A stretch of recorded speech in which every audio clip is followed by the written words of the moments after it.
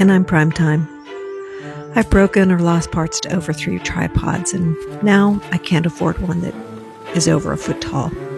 So you'll see a lot of my legs this trip.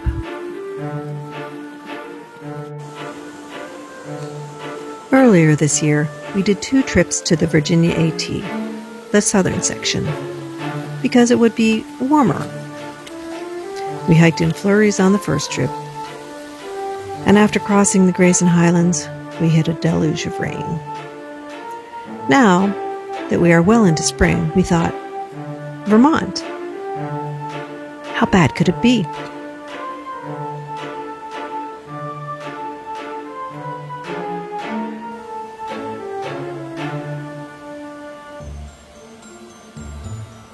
Once again, water would be our constant companion. Whether it be the creeks or from the skies, water, water, everywhere.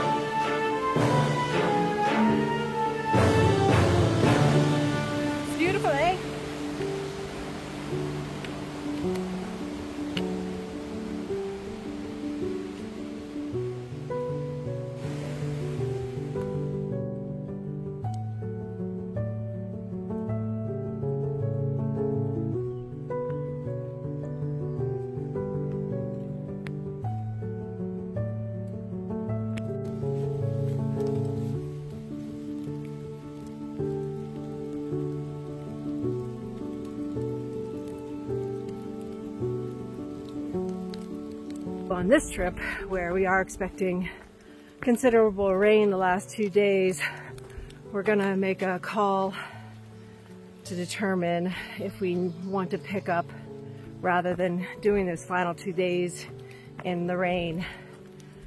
At this point, I mean, I want to say, hey, embrace the suck and go, but I'm part of a group, and honestly, I don't know yet how I'm gonna feel, because it is going to be one of those situations where it's cold at night, and when you're cold and wet, that's not fun and potentially dangerous. So I was thinking that the overnight temps would be, like the low would be 40, maybe 38. It sounds like we're going to get down to 36. Again, if it's only overnight, I'm fine. I've got a 20-degree bag, and as long as I'm dry. But hiking in the rain is miserable. So we'll just see how it goes. All right, TMI. Talk to you later.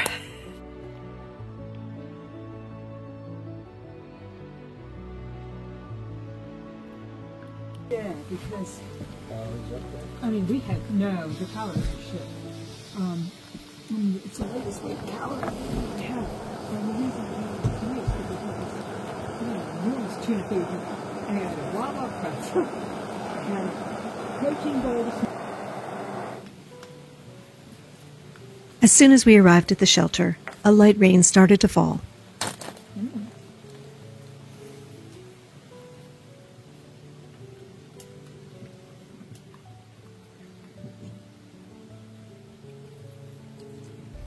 That would have been close. With the constant rain, a small creek was forming in front of us. Yeah. We haven't seen any since we went through. But that's not true. We did see a bit in the shadow days. We saw one, I remember, with Yeah, but it's not supposed to. I thought we were supposed to have 2 days of dry. No, I think Oh, the tomorrow. night could be I'm looking at things, I'm looking at shelter. I'm looking at shelter. I'm looking at 1811. The conversation soon turned to the weather and the reality of the conditions we would face over the next couple of days. I had packed enough food for 6 days of hiking. I had rain gear and packed extra pairs of socks. I had a backup outfit for hiking if I needed it. It was a small shelter, but it kept us dry,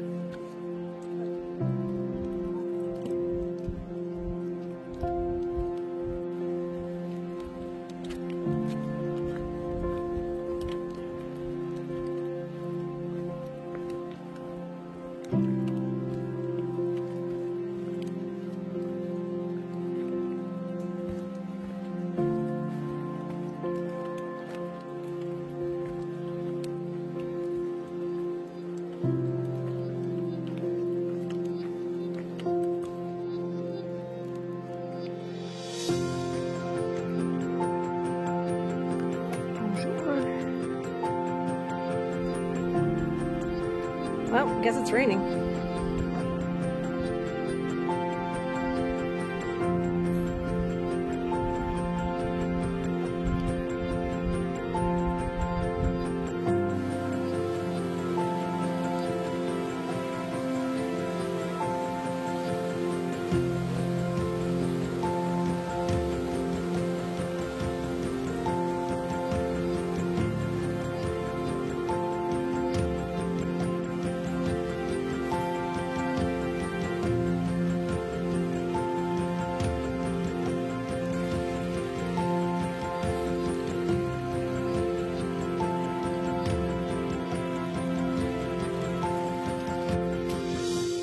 Not the most fun hiking weather. It started to rain, but when it started, it was really hard to tell. It just felt like, you know, the drops coming off the leaves, but it was actual rain, so got kind of wet before getting the rain gear on, and we just stopped at a shelter for a nice break. Warm up a little bit, have some snacks. Now we've got to climb. But this is the not fun kind of hiking. Challenging, for sure. But this is the embrace the suck type of deal. But I still have dry clothes for the night, so I'm not worried about anything. The only thing that's cold are my hands. Everything else is warm. Feet are definitely wet. A lot of puddles, a lot of mud. But my feet don't feel cold, at least not yet. Got the Smartwool socks, Injinji toe liners, and they're good. All right, onward and upward.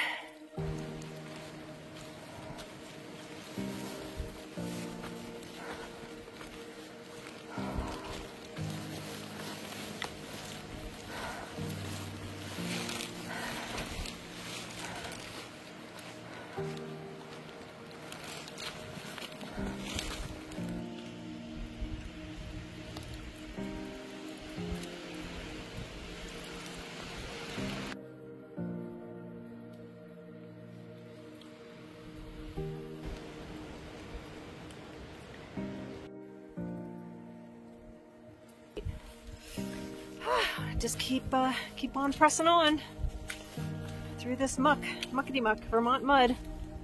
Yep, it's wet.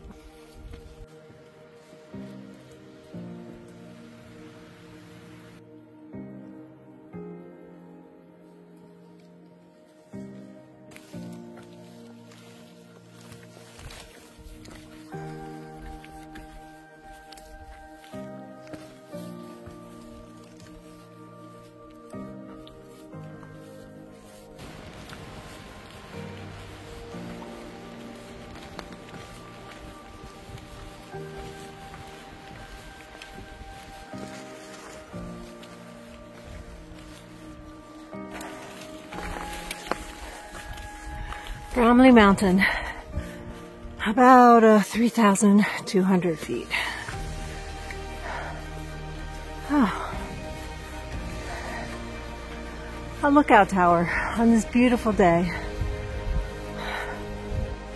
I'm gonna go with no on this one, sadly. I had hiked the rest of the 13-mile day without taking breaks. I was starting to feel the cold to my core and kept moving. When I got to the shelter, my first concern was getting warm. I got into my dry camp clothes. I made myself a cup of miso soup to warm my insides. I ate some of my snacks that are high in fat, assuming that was a good choice for this situation. My legs were shivering when I was out cooking the soup, and they wouldn't stop shivering. And then I thought, my legs, I'm shivering. This is not good. I wasn't alone in my concerns about hypothermia. Those are wet socks and gloves over my shoulder. They're completely drenched. My windbreaker is soaked through, but that might dry. I have one more pair of dry socks to hike in, and a pair for sleeping. I can confirm from personal experience now that Mylar emergency blankets do work. I don't like cooking inside the hut, but I had to stay warm. And then I noticed one of the arms on my stove was a little bit loose. I may have to replace that.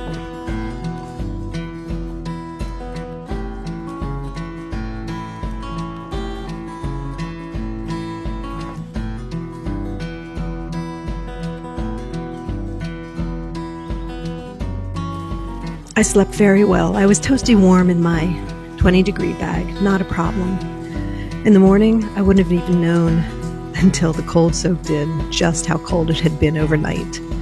I imagine that it got below 36 degrees. My fingers were starting to freeze up as soon as I started packing up for the day. I had gotten up in the middle of the night and pulled my water filter under the quilt with me, just to be safe. The filters don't work if they've been frozen. On our way out, we crossed paths with two women on their way to Bromley Shelter. We thanked them profusely for the work they do. They were caretakers there to do maintenance.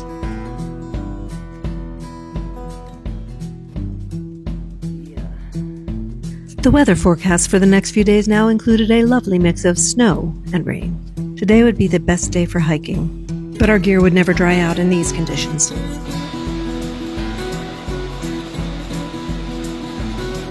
The new daytime temperatures would be in the upper 30s or maybe the low 40s if we were lucky.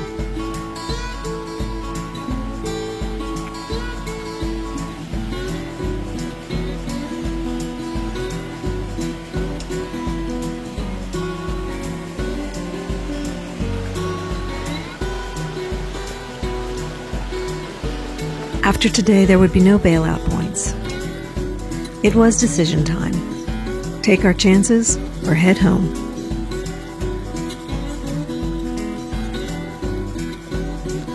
We found a shuttle driver to take us back to our car. We had driven 300 miles to hike 18. How bad could it be indeed? But the trail calls, and we will be back. Thanks for watching. Happy hiking.